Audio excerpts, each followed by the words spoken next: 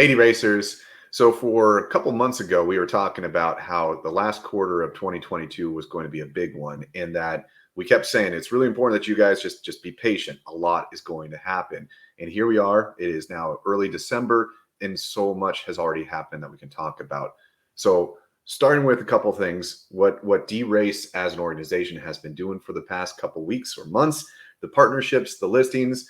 We've been seeing Dirk trying to pump in a bear market, which has been pretty exciting. I'm assuming that with the partnerships with Baby Doge, when we got Keep Wallet, Element, all of the AMAs that the leadership team was participating in, Binance custody integrations, and then of course the listings themselves between MEXC, Element, Magic Store, and KuCoin. All of these are showing that the project is growing in exposure and it's getting more and more visibility, which is very good for all of our accrued investments. But that's not our main focus. Our focus is the gameplay. And obviously, you saw a lot of things happen recently because all of the new features as they rolled out their missions and everything, there's been a ton so far and more still coming. Yeah. I have to say, like, it's been really fun over the last, I don't know, handful of weeks, month and a half or so since we got the update to the design on the website.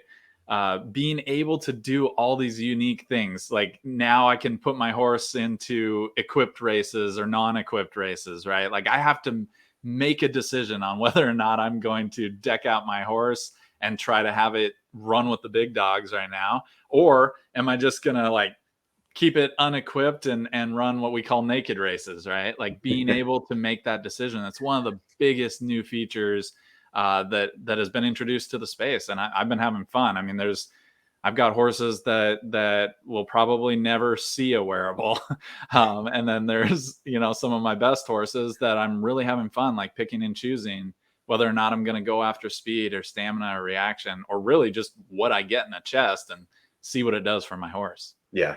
Now, on that note, we have been doing a ton of research. We didn't put out any content last week, if you've noticed. We have a lot to do. So wearables, we've been doing a ton of stuff on the side. Between the two of us, we've created a big library. So we've been going through and just collecting as many wearables as possible, studying those, studying the effects between common to uncommon to rare, epic, and legendary. So we're going to be doing another video on that coming soon once we get a little bit further into this. But yeah, studying that, studying levels, studying the impact of wearables, coming up with new strategies. There's been so much. But personally, what I'm finding is the most important thing has been to figure out how to acquire XP. Mm-hmm. And if you don't already know this, if you win a race, you get 600 XP, you get second 450, third 360, and for participating, you still get 300 XP. So it's turning into a quantity game, which makes me excited because, like, as you said, like there's horses that I would normally have benched that are now getting 15 plus races every single day on the minimum, just because I'm trying to make sure that they're still trotting along, getting that XP. Another thing that's really cool is seeing a lot of, let's call them dormant horses showing back up in the space because they're going after that XP.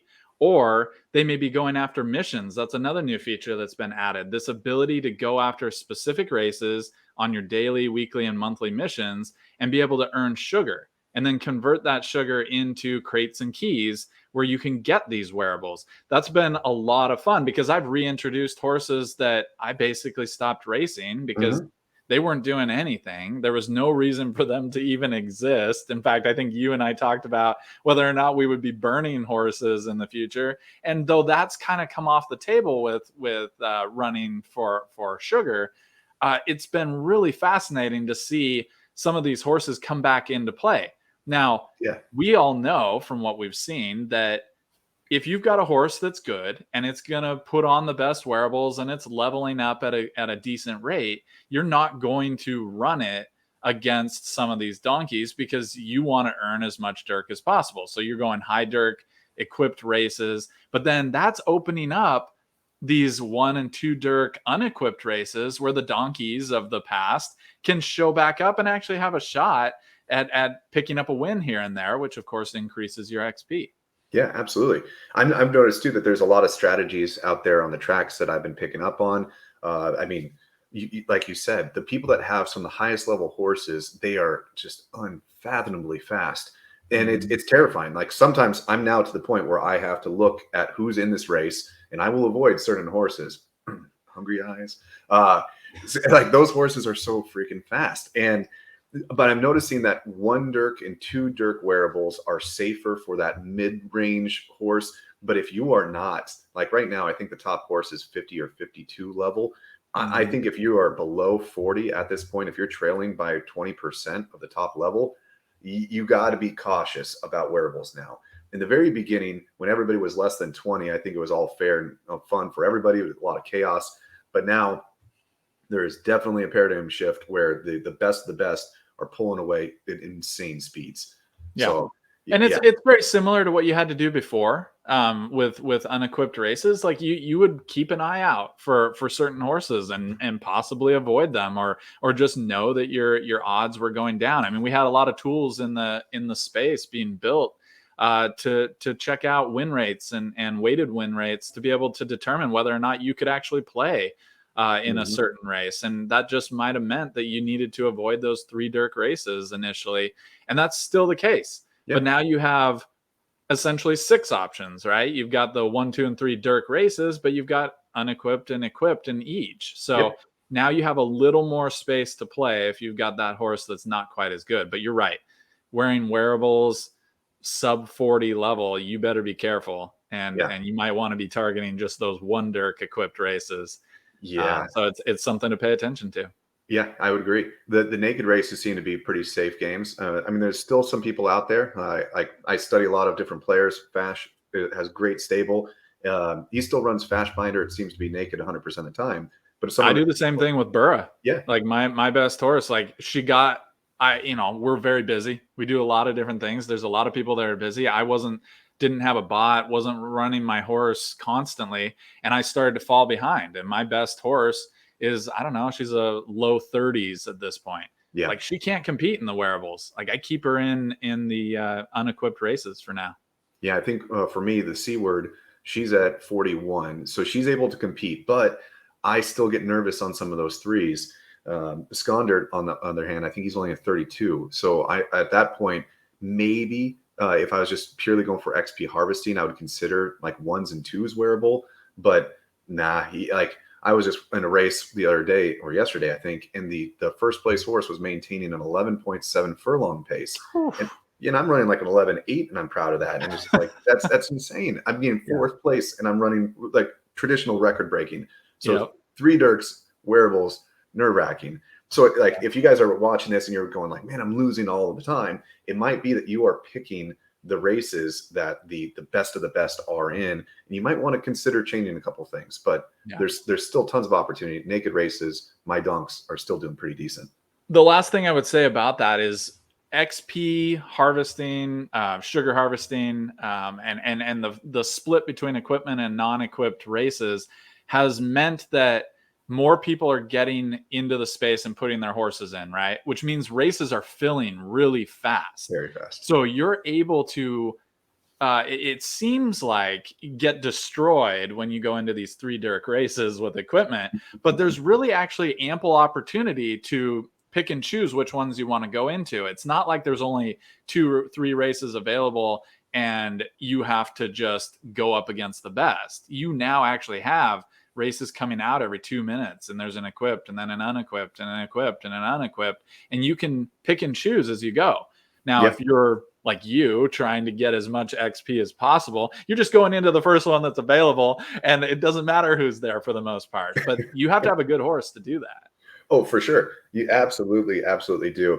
But I like that the game is starting to spread. Like this was something I predicted for a long time, that like, if you have the best horse, why in the world are you running a 1 Dirk? It's just a waste of your time. So like, as I hope we see more Dirk options appear, and then we have more hippodromes that are going to be coming soon. So you're absolutely right. You have a preference. If you see a track and you go, ooh, I don't like the competition, a new one's going to be coming up very quickly. Yeah, so let's talk about what's coming soon. Like there is a lot. I mean, you just talked about everything that's come out in the last month and a half, right? And since October started, there's been so much that has come out. But if you look at this roadmap, the 2022 Q4 list is only 2/3 done. You know, Hmm. we're into early December here, and we've got to be able to recognize that there's still, what is it, 3, 4 major features that are about to come out. In fact, I think DeRace just mentioned that, or teased, the tournaments are right around the corner. Like Yeah. we're days, weeks away from going into the first one, and that's exciting. We know that the race API for the builders just got released, and that's a big one. Yeah. You know, invite only races and jockeys are right around the corner, and that's the end of this year, going into early 2023. But there's even more coming in Q1. Going a little bit off script on this one, you just brought the point with the jockeys. Now, when we went into the wearable world, it felt like the whole entire game reset, and you had to level up, you had to get there. Things we do not actually we don't know much at all about jockeys. I don't know if jockeys are going to be more like the levels of the horse, or if they're going to be more like a wearable. So, like, Hmm. I'm curious: are we going to see a level 10 and a level 60 jockey, and all we need to do is have a horse that is the equal value? Or we know there's bonding, but I'm curious, is it going to be so drastic that it's going to be, again, you need to have the fastest level and the fastest level jockey to get out to the front? Are we going to see a whole nother paradigm shift of an additional race to get that bonding in place? Yeah. Which, like, man, I love the chaos of the initial few weeks of just seeing so much activity. So, like, with that coming around the corner, I think it's going to be cool to see that too. Yeah, and you've got, I mean, let's be honest, for you that are listening that didn't get in on the early wave of getting your horse up in XP, you might not have missed anything too bad, because you may be just now getting back involved. Jockeys may be coming out here shortly, and you decide to start leveling up your horse with a jockey, and you're actually right on the same pace as some of those best horses out there, Hmm. potentially. Now, some of those horses are going to be able to run the equipped races because they'll be level, 60 plus by the time jockeys come out. But you're also having an opportunity to bond your new jockey with that horse at a pace that isn't that far off the rest of the community. So Yep. again, I guess I would just say that, stay involved, stay ready, and when the day comes that those jockeys are available, that's going to be a huge thing, getting those bonded with your horse and making sure that they're moving up together. So you just gave me two more topics I want to throw out there, because the staying involved one, absolutely. One thing I want to point out is, if you've been paying attention to open seas, it's getting harder and harder and harder to buy a Gen Zero. So if you've been a dormant player and you have a couple Gen Zeros, honestly, even if they're not that good, I have a feeling that Gen Zeros are going to become exceptionally more valuable. So as breeding and yielding that, I think the next thing, I've been saying this for a long time too, I think Liquid Love is ridiculously undervalued. And as people begin to breed, especially the day that Gen 1s can breed again, I think Liquid Love supply is going to become extremely valuable, which then would encourage more people to stake their Dirk, which would raise the value of that. So there's some really good long-term plays that are available with you on those. The other one would be more of hoping that DeRace is listening to this. I think that there needs to be, as we get more races showing up, I think it'll be available to us to create certain caps on levels, because I don't really see a point in racing wearables at this point if you're level 30 or less. So as you do breed and you have these new Gen 1s that appear, it's like a naked race 100%. Otherwise, you're just going to have a complete loss history, and it's going to be really hard for you to see where your horse is good. So I'm expecting that that's going to be something that's obvious. And as more and more people show up, I think that's going to give people that are slower in the game, that are not racing 50 to 100 times a day, the ability to compete with people at their same level of enthusiasm. So that way it's just not just complete decimation. Yeah, I mean, I can't speak for DeRace exactly, but I would have to suspect, they're aware of the fact that some of these top horses are just running away with everything.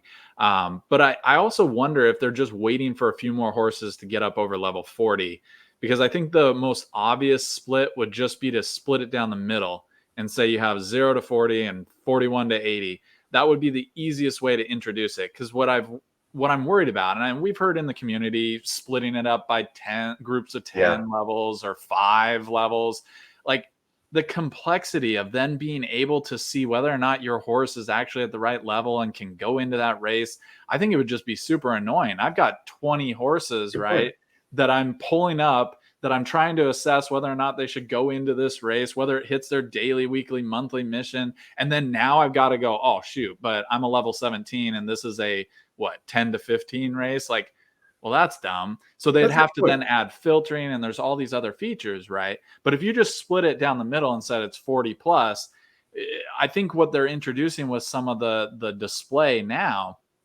being able to say that there's, you know, races that are, what, how do they word it? It's race with no extra prize or with an extra prize, right? They're introducing new icons to the Mhm. race page. You could very easily add one that starts to say it's a 40 plus.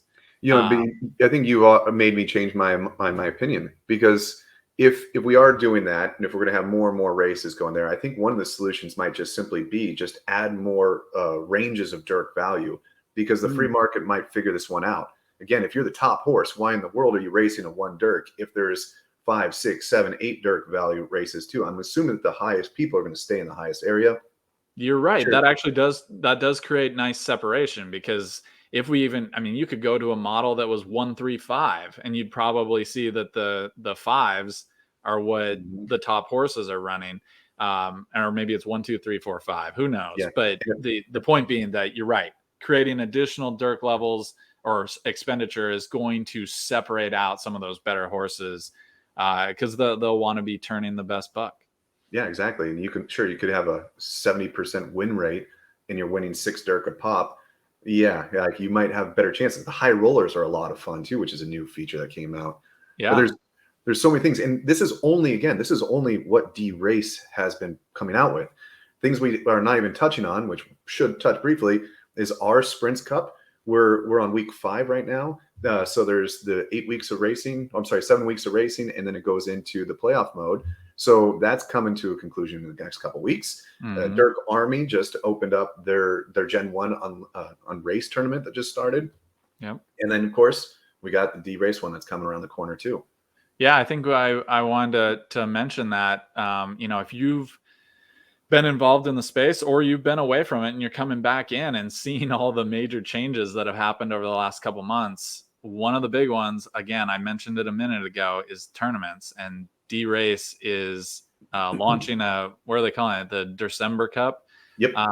Being able to have tournaments. They've got a registration form that we'll probably add into the links down below this video, so that you can jump in and do some qualifying tournaments and jump into finals as well. And that's all happening this month. And they've got some good prizes. So make sure Hmm. you get back involved, find your best horse, submit it in the registration form, and Yep. get back in involved and get ready for 2023.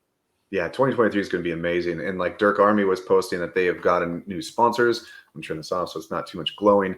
But like, yeah, as this is getting more exciting, sponsorship comes in, which means that there's more opportunities for us, as what I would like to call us as the athletes in the arena, opportunities for us to win.